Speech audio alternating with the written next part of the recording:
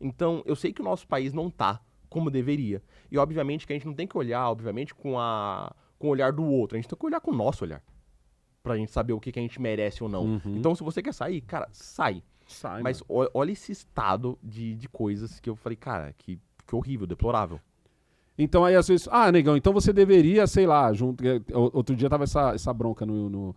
então você deveria juntar um sindicato e brigar para ter... Eu falei, sabe por que você não vê nenhum youtuber brigando?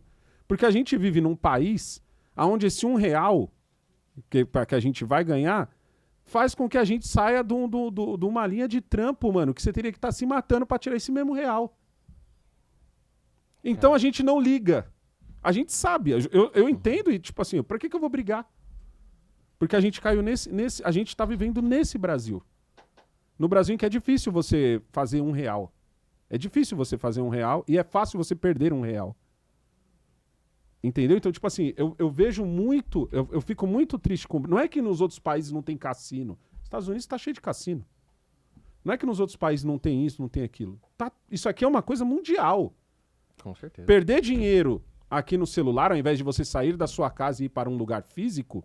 É uma ziquezira mundial. Mas aqui, ó, quando vem pra cá, quando vem aqui pra África, quando vem pra cá, é muito pior.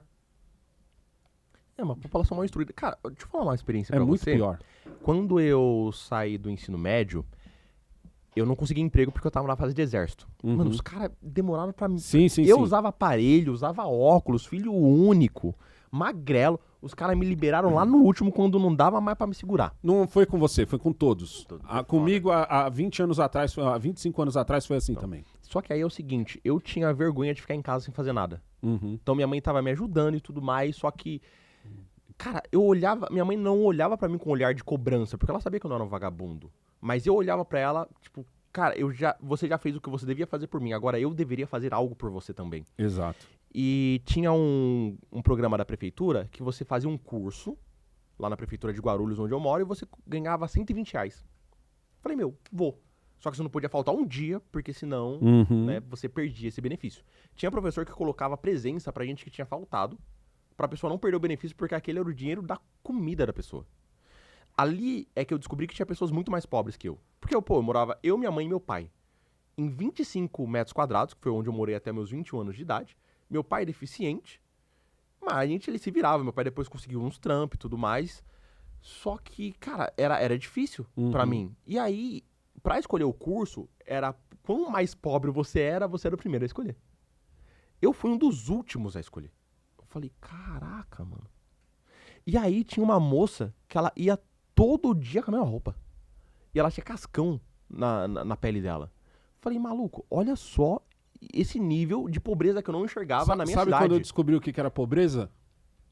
Eu tive um pai e uma mãe que sempre trabalharam para eles. Minha mãe sempre foi cabeleireira, meu pai sempre teve depósito de ferro velho. Ou seja, por você não ser CLT, então tinha um dinheiro a mais.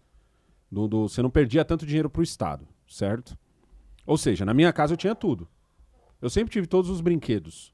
O que eu sempre até brinco, que eu falo assim, ó, eu não tive o brinquedo quando ele era lançamento. Eu tive sempre o brinquedo depois, mas eu tive. Todos os brinquedos da minha época. Máximos, Ferrorama, a Monarch da Pantera eu tive, a Atari, entendeu? Só que eu ganhava com um atraso. Vamos supor que lançou em janeiro, eu ia ganhar lá pro Natal, o meu aniversário. Então eu tinha um atraso. Computador, tive tudo. E aí, pra mim, pobreza era o seguinte, era os meus amigos da escola que tinham que comer a comida da escola. Aí eu falava assim, caramba, mano, e o cara tava comendo com fome, porque a comida era ruim. Tá ligado? Então, tipo assim, pro cara tava uma delícia. Eu comi uma vez e falei, não, isso não dá. É ruim. E aí eu entendi assim, pô, aquele meu amigo ali, ele é pobre. Tipo assim, eu sou pobre, mas tipo, não é que eu era rico ou era boy, mas eu era pobre. Mas eu conheci gente que tinha uma realidade mais difícil que a minha. Depois eu comecei a conhecer gente que tinha uma realidade mais difícil que a minha por não ter o pai ou a mãe em casa. Eu tinha o pai e a mãe em casa. Depois eu conheci gente que tinha o pai e a mãe em casa, ou não tinha ou o pai ou a mãe em casa, mas precisava trabalhar. Era a molecada que trabalhava na feira. Então, todo final de semana, que lá a feira era só uma vez por semana, a molecada tava com o carrinho de rolemã, com uma caixa para levar as feiras das mulheres, ou de quem estivesse lá, até a casa, ganhava um troco ali. Um Uber de coisas da feira. E aí eu falei, mano, esse aqui é o ponto aonde o cara é muito pobre. E aí a minha primeira lembrança de ir pra Bahia e entender o que realmente era pobreza é que a gente ia numa cidade chamada Baitaba. A minha avó tinha uma casa, quarto, sala e cozinha, e o banheiro da minha avó não era dentro de casa, era do lado de fora.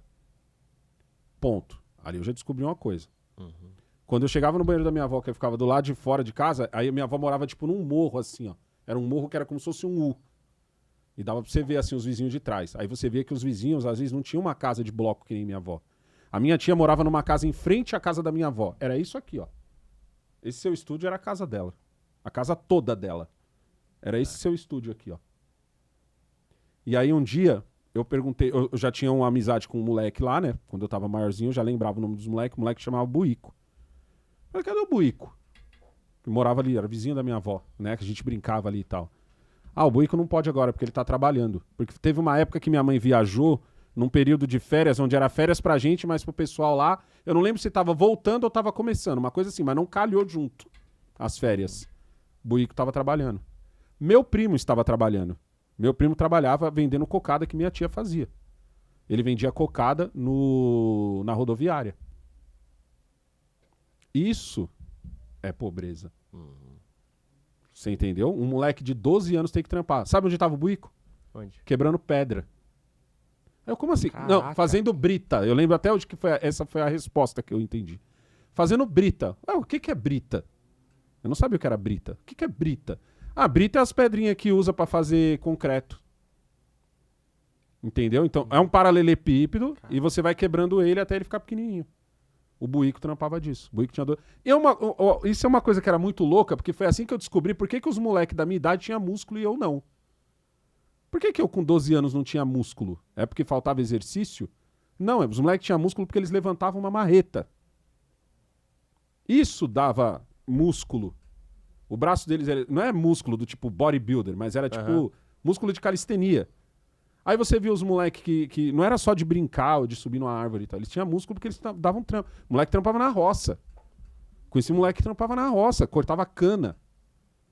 Mas você tem noção do que é cortar cana? Cortar cana significa que você vai estar num sol do inferno, com uma roupa, porque parece que o negócio da cana coça até umas horas. Diz que é por isso que queima-se até, né? Parece que se queima por causa disso, pra coçar menos. Eu não vou saber explicar direito. Alguém vai deixar aí nos comentários. Bota um facãozão na sua mão e vambora. Caraca.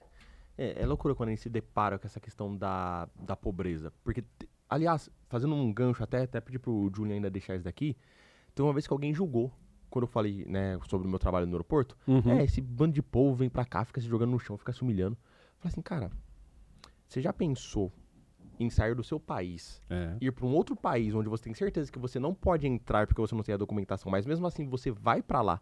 E quando falam que você vai voltar, país. E quando falam que você tem que voltar, você se joga no chão. Meu, tem... Gente, você já parou pra pensar que esse cara veio pro Brasil? Exatamente. Você já parou pra pensar isso? Tipo assim, cara, esse cara veio pro Brasil. Não foi pro, ele não foi escolheu Europa, o Brasil. Outra coisa, gente, não sei se alguém tá comendo aí, espero que vocês não estejam comendo nesse momento. Que eu vou contar uma história aqui meio um pouco nojenta, mas ela é grave.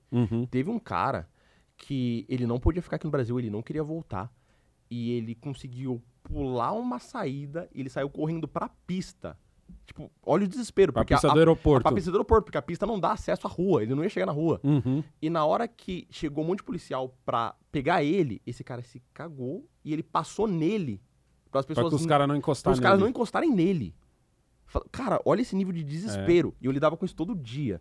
Então, eu sei que o nosso país não tá como deveria. E, obviamente, que a gente não tem que olhar, obviamente, com o olhar do outro. A gente tem que olhar com o nosso olhar. Pra gente saber o que a gente merece ou não. Então, se você quer sair, cara, sai.